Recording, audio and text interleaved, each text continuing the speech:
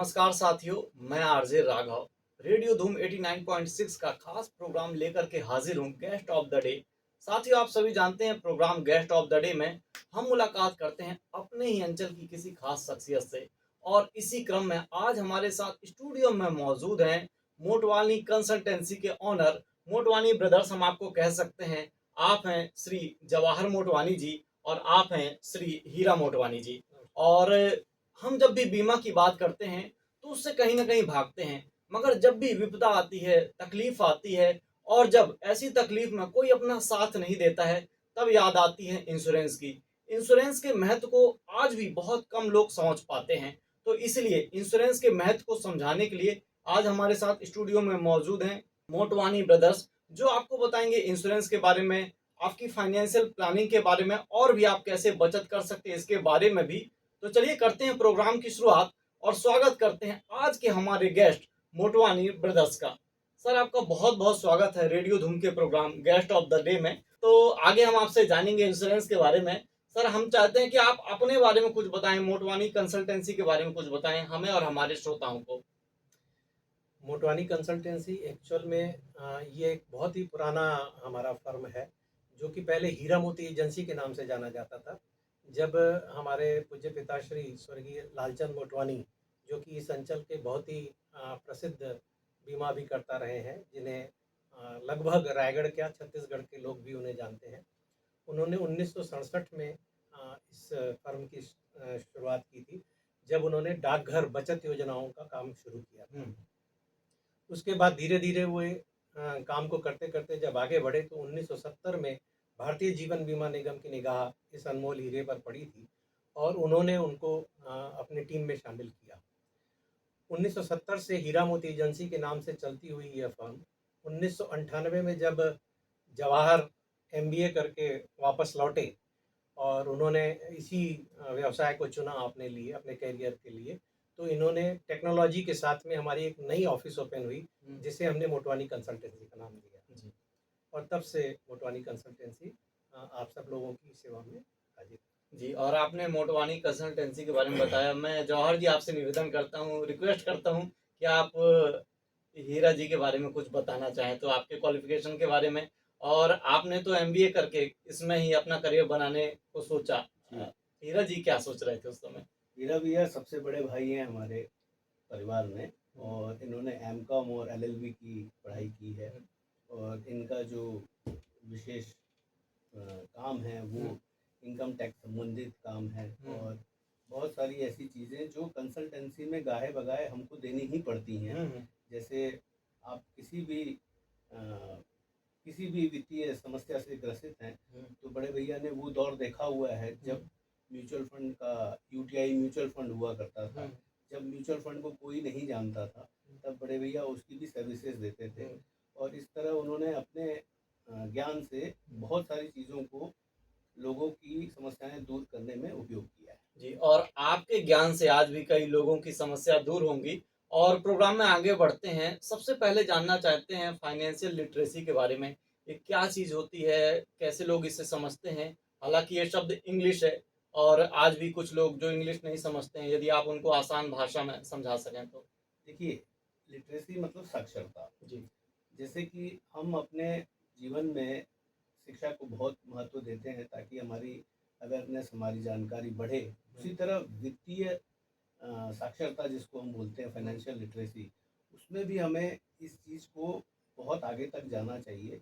जैसे कि हमारी सामान्य शिक्षा में स्तर होते हैं, क्लास 1 से लेकर 12 तक, फिर ग्रेजुएशन, फिर पोस्ट ग्रेजुएशन। उसी तरह वित्तीय साक्षरता भी होती है कि सबसे पहले वित्त को समझें, उसके बाद जो बचत है उसको समझें, एक अर्जन, फिर उसका बचत करना, फिर बचत करने के बाद उसको निवेश में परिवर्तित करना। एक्चुअली यही वित्तीय साक्षरता है कि हम प्रारंभिक स्तर पे पहले बचत को सीखें।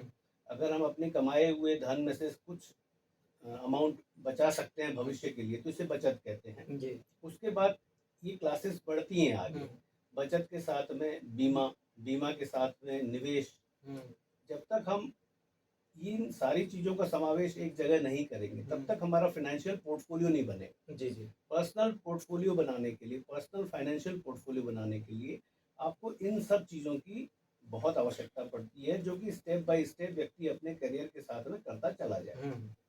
तो जैसे शुरू में हम पैसे बचाने को ही अपना फाइनेंशियल प्लानिंग समझते थे, जी जी पर मुंह बाय खड़ी रहती है महंगाई। अगर आप सिर्फ बचत पे जाएंगे तो आप सिर्फ महंगाई से ही लड़ पाएंगे।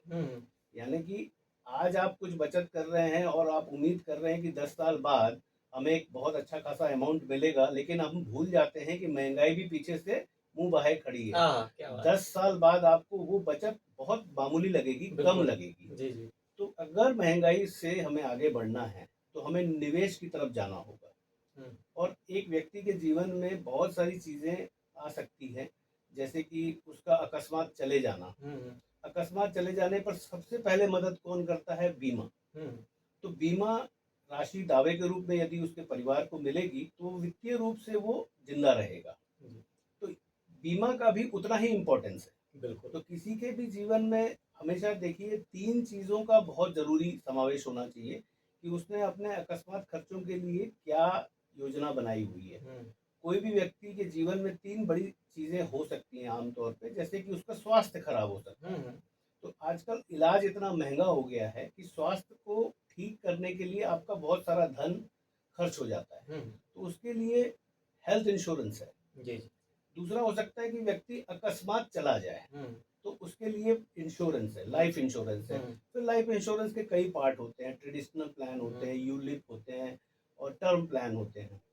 लेकिन यदि व्यक्ति अपने सेहत का ध्यान रखता है और वो दीर्घायु रहता है तो भी उसे बहुत पैसे की आवश्यकता होती है, जिसका भरपाई म्यूचुअल फंड में निवेश करके वो कर सकता है। और यदि आपने अभी रेडियो धूम ट्यून किया है तो हम आपको जानकारी दे दें, आज हमारे साथ स्टूडियो में मौजूद हैं मोटवानी कंसल्टेंसी के ऑनर, हम कह सकते हैं मोटवानी ब्रदर्स फाइनेंशियल प्लानिंग। ये क्या चीज होती है, इसके बारे में यदि आप कुछ प्रकाश डालना चाहें तो। देखिए, वित्तीय प्रबंधन जो रहता है, फाइनेंशियल प्लानिंग जिसको हम कहते हैं, वो एक प्रकार का आप मान के चलिए कि जैसे हम अपने खर्चों को प्लान करते हैं, वैसे ही हम अपनी बचत को भी प्लान करें। अच्छा जैसे हर व्यक्ति के जीवन में बहुत सारे अर्निंग के स्रोत बनते हैं, किसी के पास 1 होते हैं, किसी के पास 2 होते हैं, किसी के पास 3 होते हैं। तो वैसे ही हमारे बचत के पॉकेट भी निर्धारित होते हैं, जी हमारे गोल्स के हिसाब से।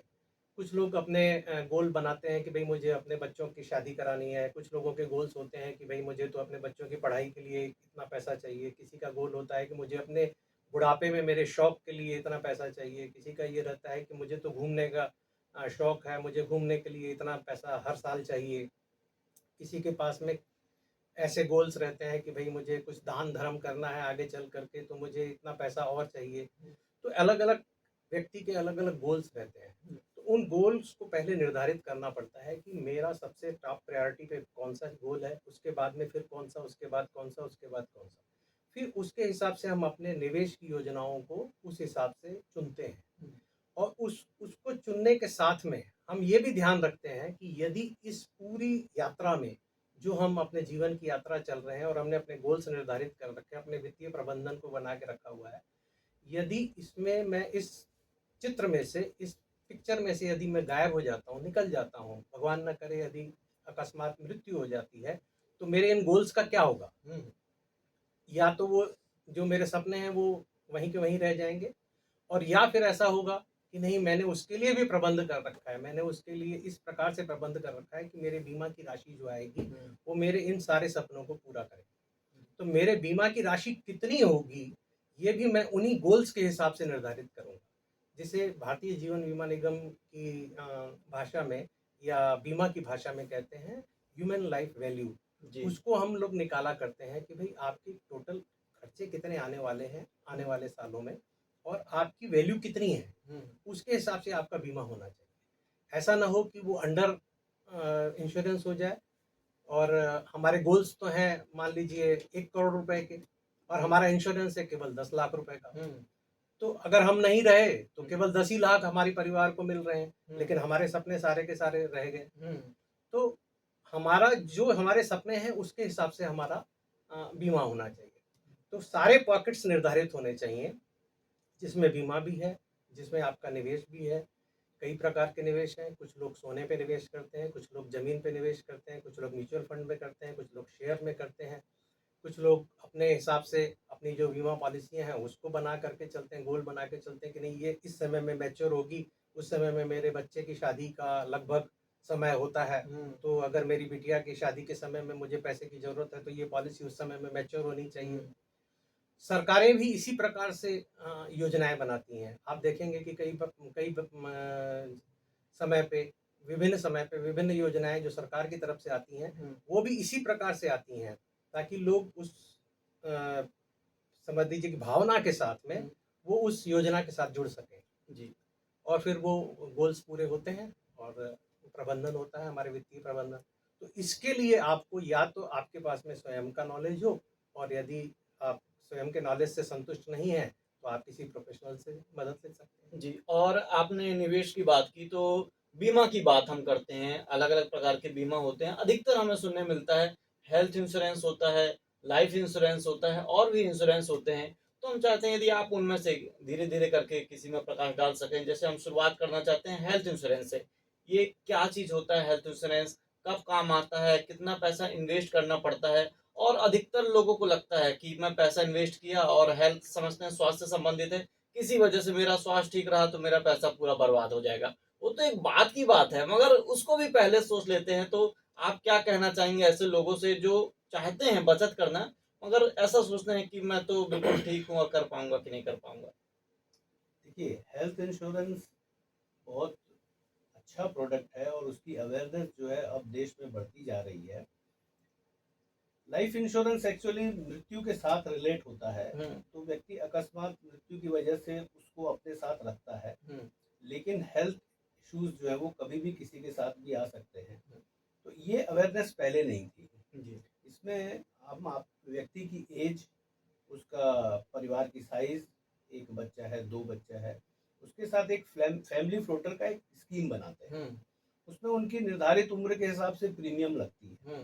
और कुछ इफ एंड बट्स होते हैं कि अगर आपको पहले से कोई प्री एग्जिस्टिंग डिसीज है, सपोज किसी को शुगर है, किसी को थायराइड है, किसी को बीपी है, कोई चीज़ का हम दवा का सेवन कर रहे हैं, यदि आप उस सब को कंपनी को बता दें और आप एक छोटी सी प्रीमियम रेगुलराइज कर दें, तो कभी भी जीवन भर में कभी भी परिवार के किसी सदस्य के साथ यदि मेडिकल इमरजेंसी आती है तो होने वाला सारा खर्चा जो है कंपनी बियर करती है। जी बशर्ते आप उसे डिसिप्लिन वे पे प्रीमियम को भरें।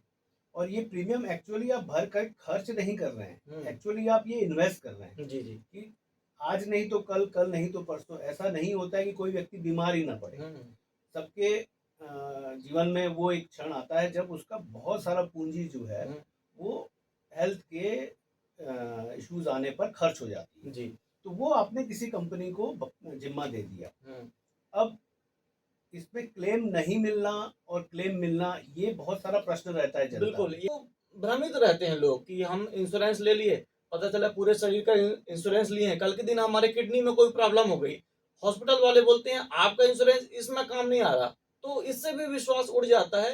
ये इस तरह होता है कि अगर आपने बीमा कराते समय, स्वास्थ्य बीमा कराते समय यदि पूरी जानकारी नहीं दी है, कई बार क्या होता है, हमें जब भी हमें एडवाइजर पूछता है या कंपनी पूछती है कि आपको आज से पहले कभी कोई बीमारी हुई है क्या, तो एक्चुअली सब लोग नहीं बताते। कुछ लोग छुपा जाते हैं कि मैंने पिछले साल इस चीज़ का इलाज कराया था, 2 साल पहले मैंने इस चीज़ का इलाज कराया था। तो एक्चुअली आपके सेल्फ डिक्लेरेशन पे ही कंपनी उसको सच मान लेती है।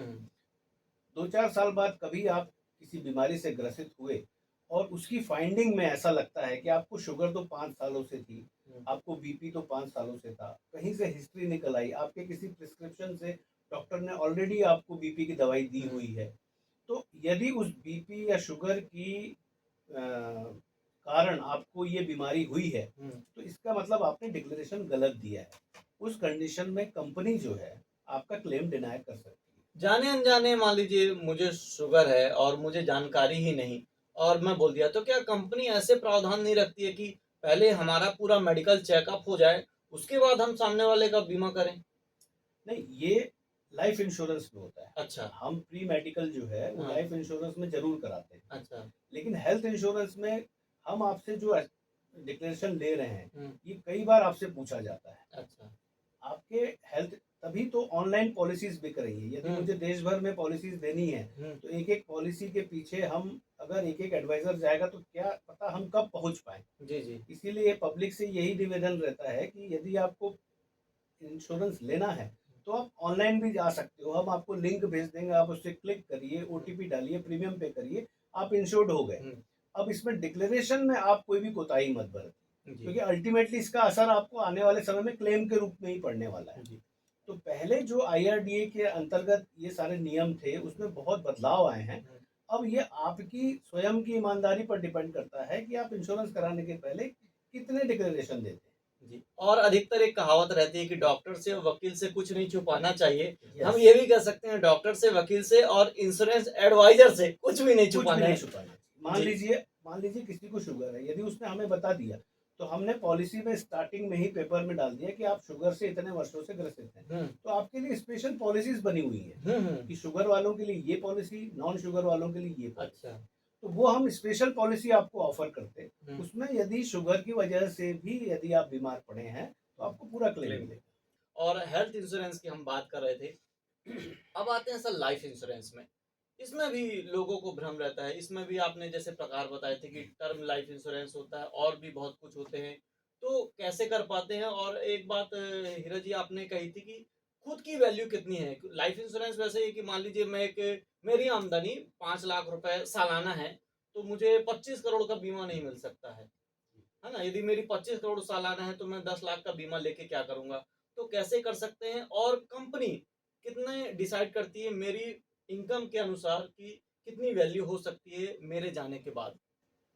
देखिए, ह्यूमन लाइफ वैल्यू का कैलकुलेशन सीधा साधा है कि आज आपकी एज क्या है हम्म और 60 वर्ष की उम्र तक आप काम करेंगे। हम्म और अगर आज आप 5 लाख रुपए साल के कमा रहे हैं हम्म तो एक मोटा मोटा जानकारी आप दे रहे हैं कि आप आने वाले 30 वर्षों में 1.5 करोड़ रुपया कमाएंगे। हम्म तो अगर आज आपको पिक्चर से हटा दिया जाए तो आपके परिवार को कितनी फाइनेंशियल क्षति हुई आपके न जाने पे। देखिए, इमोशनल क्षति को तो कोई भर नहीं सकता, जी लेकिन यदि वो व्यक्ति परिवार में रहता तो कम से कम 1.5 करोड़ रुपया हम्म उसने लॉस हुआ उस परिवार का। हम्म तो आज आपका बीमा 1.5 करोड़ रुपया का होना चाहिए। हम्म अब इस 1.5 करोड़ रुपए के बीमे के लिए यदि आप ट्रेडिशनल प्लान में जाएंगे हम्म जिसमें कि बोनस दिया जाता है, जिसमें कि सर्वाइवल बेनिफिट दिया जाता है, तो उसमें प्रीमियम बहुत हैवी आएगी।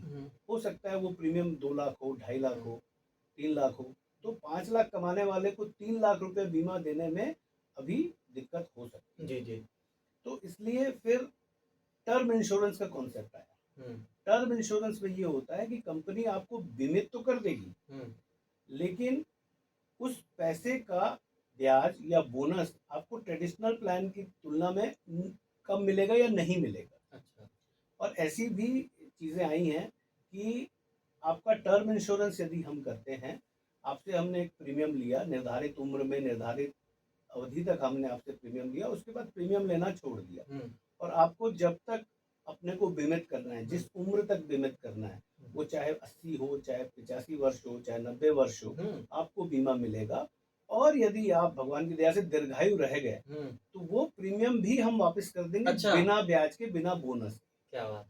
तो ये एक नया चीज अभी टर्म प्लान में आया है जिसमें रिफंड पॉलिसी बोलते हैं, प्रीमियम रिफंड पॉलिसी बोलते हैं। तो एक ये चीज है। तीसरी चीज होती है यूलिप।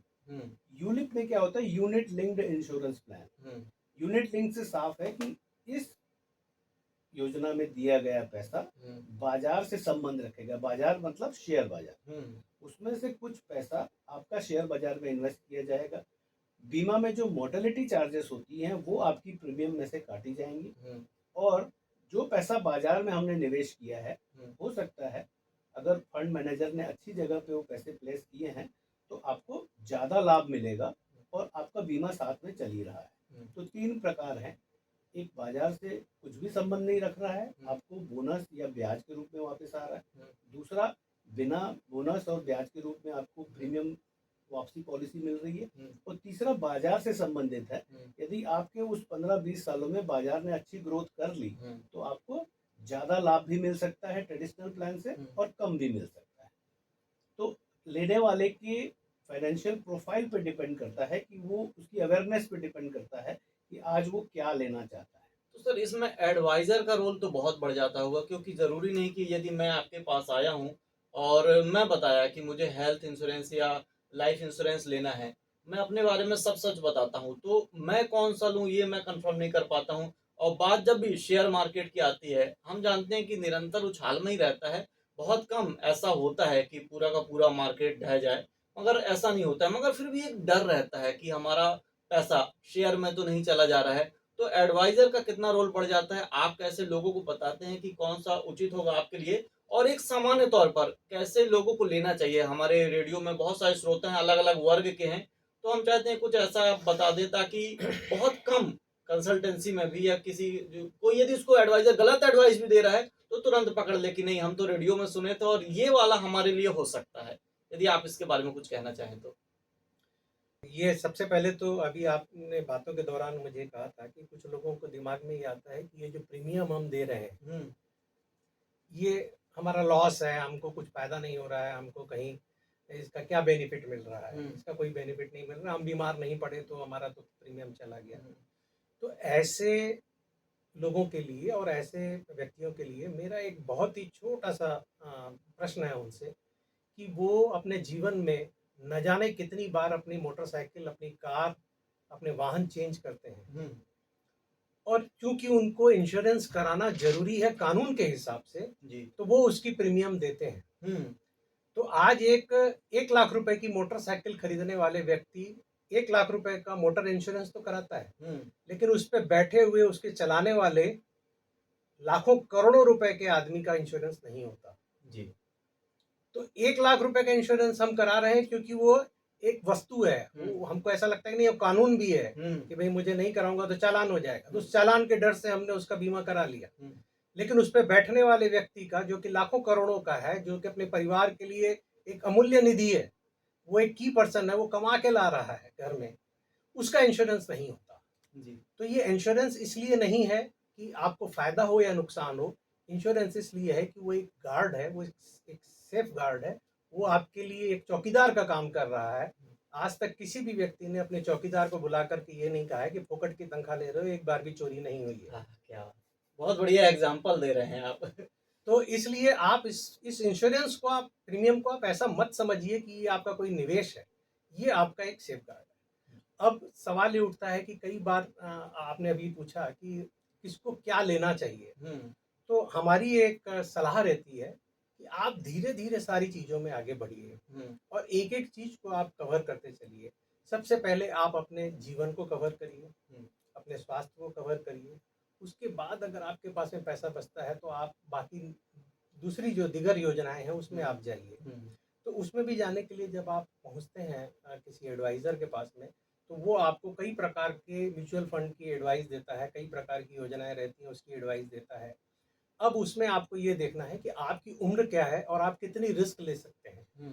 यदि आप ओल्ड एज पे हैं, आप अब आपके पास में अर्निंग के साधन बहुत कम है, तो आप रिस्क मत लीजिए शेयर बाजार की, आप डेप्ट मार्केट में चले जाइए, आप डिवेंचर्स वाले जो हमारे जो योजनाएं रहती हैं उस पर चले जाइए।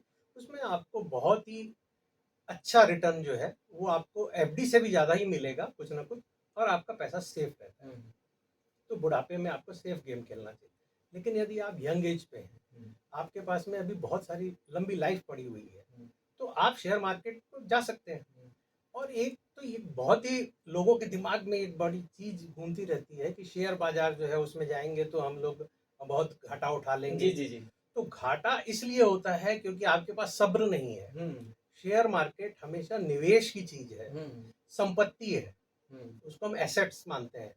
तो संपत्ति जब तक आप नहीं बेचोगे तब तक आपको घाटा नहीं है। जी, जैसे आपने एक जमीन खरीद ली है, लेकिन जमीन के रेट्स भी कम ऊपर नीचे होते रहते हैं। बिल्कुल। अब उसमें अगर मान लो जमीन के रेट कम हो गए हैं, तो आपको घबराने की जरूरत नहीं है, आप बैठिए, इंतजार करिए, जब आपके रेट आ जाएंगे जब आप बेचिए। लेकिन लोग उसमें से घबरा करके बाहर निकल आते हैं, तो जब बाहर निकल आते हैं तो वो घाटा उठा करके बाहर आते हैं। लेकिन यदि आप ऐसा नहीं करते हैं, आपके पास सब्र है, आपके पास समय है, आप उसको होल्ड कर सकते हैं उस पैसे को, तो आपको कभी घाटा नहीं होगा, क्योंकि लोग बोलते हैं कि उम्र और शेयर मार्केट का सेंसेक्स हमेशा बढ़ता ही रहेगा। हाँ, क्या बात, क्या बात।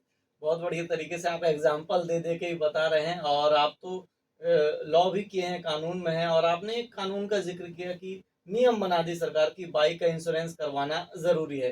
तो क्या ऐसा नहीं हो सकता कि इंसान अपना मतलब जब जन्म लिया तभी इंश्योरेंस करवाना बहुत जरूरी है? नहीं होना चाहिए। देखिए, ये लेकिन क्या होता है कि किसी की अर्निंग है, किसी की अर्निंग नहीं है, हम्म, ये अभी निर्धारित नहीं है ना। जी जी। अब जिसने मोटरसाइकिल खरीदी, जिसने कार खरीदी, उसके पास पैसे थे तो उन्होंने कार खरीदी है ना? ये बहुत बढ़िया आपने क्लियर किया सर। साथियों, यदि आपने अभी रेडियो धूम ट्यून किया है तो हम आपको जानकारी दे दें, प्रोग्राम है गेस्ट ऑफ द डे, और आज हमारे साथ स्टूडियो में मौजूद हैं मोटवानी ब्रदर्स। जैसा कि हम आपको बता चुके हैं, मोटवानी कंसल्टेंसी के ऑनर, और अधिकतर हम सुनते हैं म्यूचुअल फंड। बहुत ये शब्द आजकल आम हो गया है, इसका प्रचार प्रसार भी इतना किया जा रहा है, मगर ऐसा लगता है कि एक जो हाई मिडिल क्लास के लोग हैं वो कहीं ना कहीं इससे जुड़ते जा रहे हैं, मगर एक जो मिडिल क्लास हम कह सकते हैं और लोअर क्लास है, कहीं ना कहीं इससे दूर भगता है, जानता ही नहीं है कैसे इन्वेस्ट करना है, और अधिकतर मोबाइल ना चलाने के कारण या गलत सलाह के कारण, और डीमैट अकाउंट भी इसमें कुछ रहता है शायद। तो यदि इसके बारे में आप हमें और हमारे श्रोताओं को कुछ बताना चाहें तो। देखिए, म्यूचुअल फंड नाम से ही स्पष्ट है, पारस्परिक निधि बोल सकते हैं आप। कई इस देश में बहुत बड़ी जनसंख्या है, कुछ लोअर क्लास है, कुछ मिडिल क्लास है, कुछ अपर मिडिल क्लास है, कुछ हाई क्लास है। और वित्तीय प्रबंधन तो हर किसी को अपने जीवन में करना ही रहता है। जो बचत पे हमने बात करी उसके लिए पोस्ट ऑफिस, सरकारी योजनाएं हैं, पोस्ट ऑफिस है, बैंक एफडी है, लेकिन आखिर में बात वहीं आती है कि क्या हम सिर्फ बचत करके अपने लक्ष्यों को प्राप्त कर पाएंगे? क्योंकि हम बचत जो कर रहे हैं वो महंगाई दर के कारण हमारी बचत जो है वो वृद्धि नहीं कर पा रही है। तो अब इसका क्या किया जाए? तो इसके लिए शेयर बाजार का चुनाव करना चाहिए, और शेयर बाजार जो रहता है वो बहुत रिस्की रहता है आम जनों के हिसाब से, क्योंकि उनकी अवेयरनेस उतनी रहती नहीं है। 1979 से हमारा शेयर बाजार बना है, जो कि सेबी के अंतर्गत अपना काम करता है। उसमें बहुत सारी जो कंपनीज हैं बहुत पहले से रजिस्टर्ड हैं, और रोज के रोज उसमें कंपनीज की बाढ़ आती रही है। उसमें सब अपनी कंपनी को लिस्ट कराने के लिए लगे रहते हैं। उस लिस्टिंग के लिए भी बहुत सारे सरकारी नियम कानून है, यदि आप उन कानूनों को पास करते हैं तब आपकी कंपनी को रजिस्ट्रेशन मिलेगा। अब इसमें से कौन सी कंपनी का हम चुनाव करें ताकि हमको महंगाई दर से ज़्यादा वृद्धि मिले, आज से 5 साल बाद, 10 साल बाद, 30 साल बाद?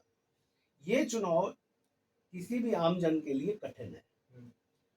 तो उसके लिए म्यूचुअल फंड का प्रादुर्भाव हुआ। मेरे ख्याल से यूटीआई 1964 से इस बाजार में है, और उसके बाद 1993 में बहुत सारी कंपनियां लिस्ट हुई, म्यूचुअल फंड लेके आई, जैसे ICICI mutual fund, SBI mutual fund, LIC mutual fund. इन्होंने ऐसी स्कीम्स को बाजार में रखा जो उस समय आम जनों की ज़रूरत थी। उसके बाद उन्होंने शेयर बाजार के कुछ चुनिंदा स्टॉक्स खरीद कर उस पर निवेश कराना शुरू किया। अब अगर मैं आपको ये बोलूं कि सेंसेक्स में वोलेटिलिटी बनी रहती है, उतार चढ़ाव लगा रहता है, लेकिन उसके बावजूद भी 1979 से हर 6 साल में सेंसेक्स अपने आप को दुगुना किया है। अरे वाह। मतलब ये रिकॉर्ड है, आप देख सकते हैं। 1979 से 100 पॉइंट से बढ़ा हुआ सेंसेक्स आज 2023 में 65,000 64,000 पर है। यदि आप इसको गुणात्मक रूप से इसकी चक्रवृद्धि देखेंगे तो हर 6 साल में डबल होता है। इसके बावजूद कि उसमें हर्षद मेहता जैसा कांड हुआ, उसमें बहुत सारी उतार चढ़ाव हुए, लेकिन फिर भी रेगुलेटर ने हमारे देश में पूरी कमान संभाल ली है।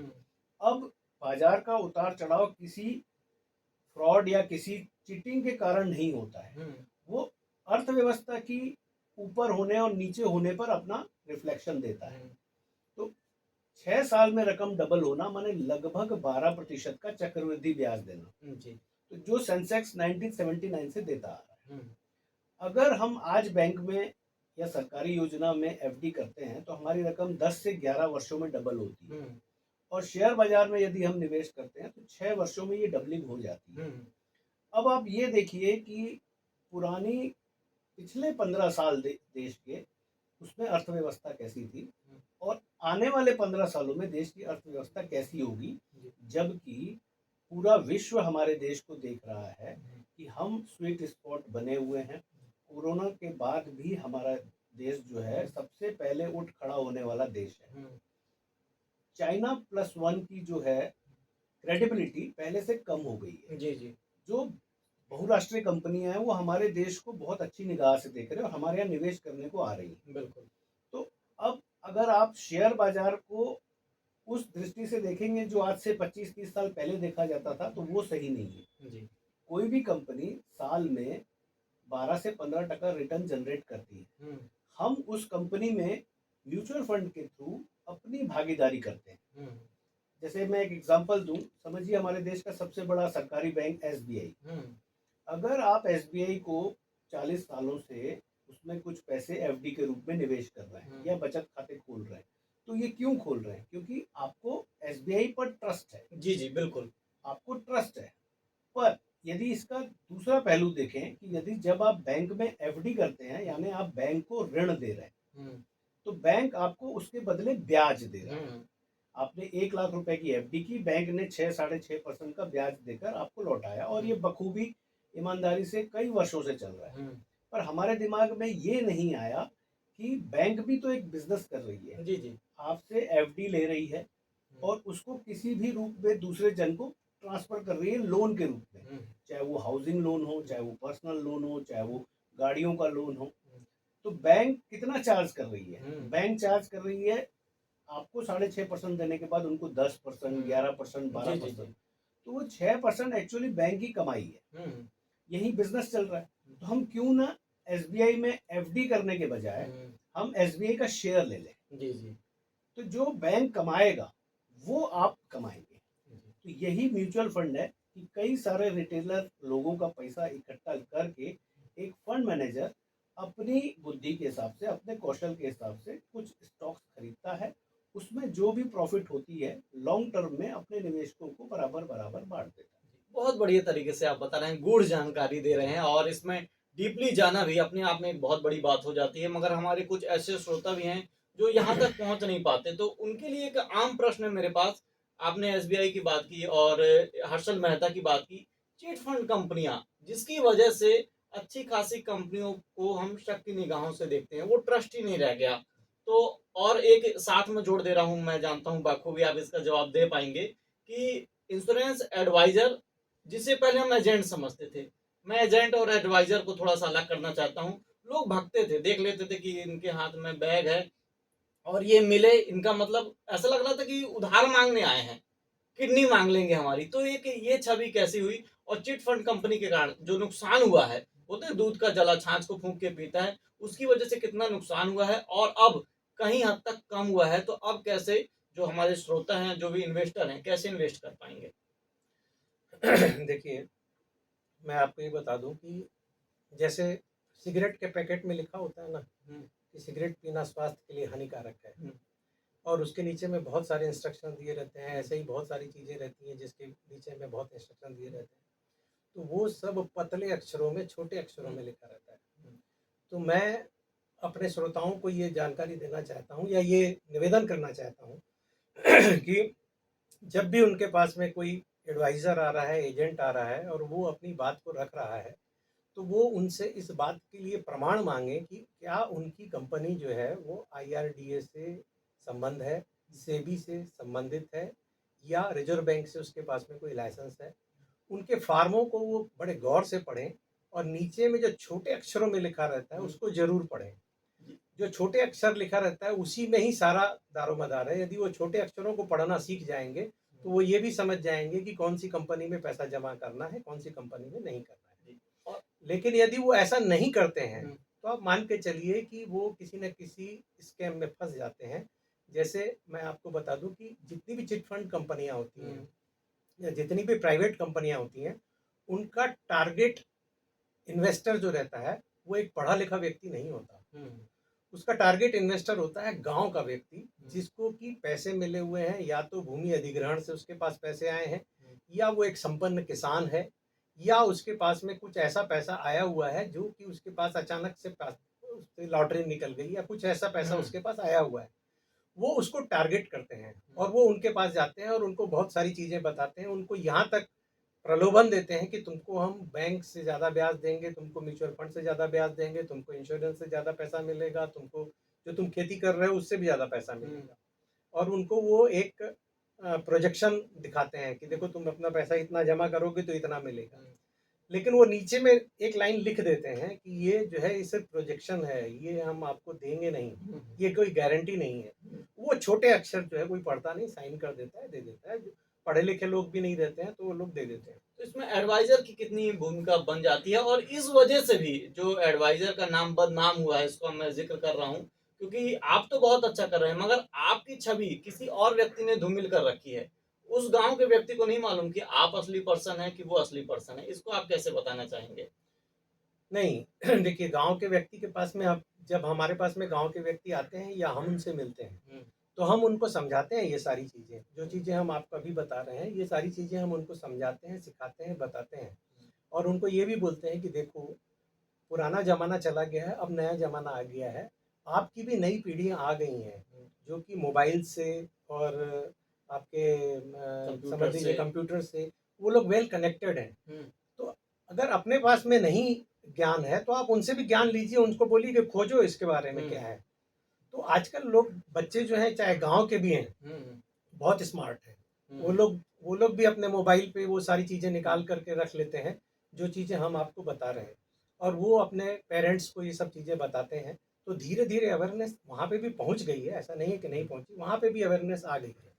लिटरेसी की जो हम शुरुआत किए थे, वो बात वहीं पर आ गई है कि समझदार हो गए हैं लोग। जी।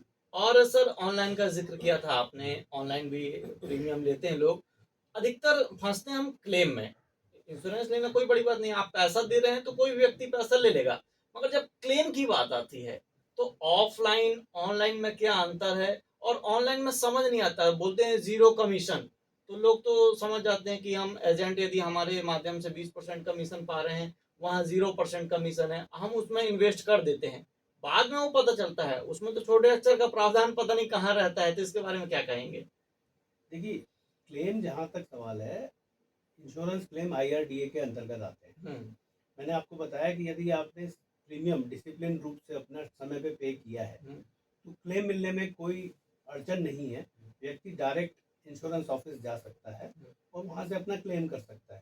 पर होता क्या है कि मान लीजिए किसी की पॉलिसी 15 वर्षों की है और उसने किसी कारण से 3 वर्षों तक पेमेंट नहीं किया है, तो यदि किसी पॉलिसी में 3 वर्षों तक, स्टार्टिंग के 3 वर्षों तक यदि डिसिप्लिन वे पे प्रीमियम नहीं पे किया गया और उस बीच अकस्मात पॉलिसी धारक की मृत्यु हो जाती है तो उसे अर्ली क्लेम बोलते हैं। उसमें इन्वेस्टिगेशन होता है कि कहीं बीमा कराते समय उन्होंने हमें कोई गलत जानकारी तो नहीं दी थी या कुछ बात छिपाई तो नहीं थी, वहाँ पर क्लेम फंसता है। अदरवाइज ऑनलाइन प्रीमियम का जिक्र हमने प्रीमियम भरने के लिए किया है। क्लेम करना और क्लेम कराने में जो अभिकर्ता भूमिका निर्वाह करता है वो और कोई नहीं कर सकता जी। आपको अभिकर्ता और वो इंश्योरेंस कंपनी के संपर्क में रहना है, पॉलिसी स्टार्ट करते समय भी और किसी प्रकार की क्लेम के टाइम में भी आपको बीमा अभिकर्ता और ऑफिस की जरूरत पड़नी ही पड़नी है। जी। और सर, आप इतनी बढ़िया बढ़िया जानकारी दे रहे हैं, समय कैसे समाप्त हो रहा है हमें पता भी नहीं चल पा रहा है, और ऐसा लग रहा है कि मैं सागर में से कुछ मोती निकाल पाया हूँ आज के समय में। और ये उम्मीद करता हूँ कि आने वाले समय में हमें इतना मालूम है कि एक शब्द में भी हम घंटों बात कर सकते हैं। फिर हम आपसे चर्चा करेंगे। अंत का समय जानना चाहते हैं, रेडियो धूम में आकर के आपको कैसा लगा? बहुत अच्छा लगा है। और मैं तो ये मानता हूँ कि आज के ज़माने में फिर से रेडियो की अहमियत बरकरार हो गई है। लोग अब पेपर नहीं पढ़ रहे हैं, लोग टीवी पर भी बहुत ज़्यादा ध्यान नहीं दे पाते हैं, समय का अभाव रहता है। गाड़ी पे चलते-चलते वो लोग रेडियो सुनते हैं, गाड़ी पे चलते-चलते ही वो रेडियो से बहुत सारी जानकारियाँ हासिल करते हैं, मनोरंजन भी होता है उनका। आपका ये प्रोग्राम भी मैंने देखा कि आप उसके साथ में गाने भी चला रहे हैं, तो उनका मनोरंजन भी हो रहा है और उन्हें कुछ जानकारियाँ भी मिल रही हैं।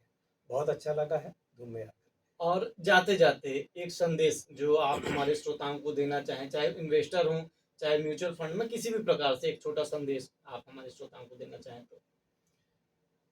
देखिए हमारे पिताजी शुरू में जब इस फील्ड में आए थे तो वो कई जगहों पे जा करके कुछ पिक्चर्स चलते थे उस समय में राष्ट्रीय बचत संगठन की ओर से बहुत सारे पिक्चर चलाए जाते थे। वहाँ पे जा करके बच्चों को पिक्चर दिखाते थे, परिवार, ललकार, उपकार, गुड्डी, ऐसे बहुत सारी पिक्चर्स आती थी और बच्चे लोग वहाँ पे आते थे तो वहाँ पे कुछ नारे चलते थे। तो उन नारों का मैं जिक्र करूँगा स्वागत। कि खर्च की गाड़ी कभी रुकेगी, नहीं रुकेगी, नहीं रुकेगी। दूसरा उनका नारा रहता था कि कमाई से अधिक खर्च करने वाला एक दिन कंगाल हो जाएगा। और तीसरा रहता था बचत करें, चिंता हरें। हाँ, तो इसलिए मैं सभी श्रोताओं से ये गुजारिश करूँगा कि आप बचत करें और निवेश के हर संसाधन का उपयोग करें। एक फाइनेंशियल एडवाइज़र की एडवाइस के साथ में आप उसको निवेश करें और अपने सारे गोल्स को पूरे करें, आपके सारे सपने पूरे हों। सर आपका बहुत बहुत धन्यवाद रेडियो धूम में आने के लिए, हमसे और हमारे श्रोताओं से बात करने के लिए। धन्यवाद। तो जाते जाते हम आपको बता दें, आज के प्रोग्राम के प्रस्तुतकर्ता थे रमा शंकर शुक्ला।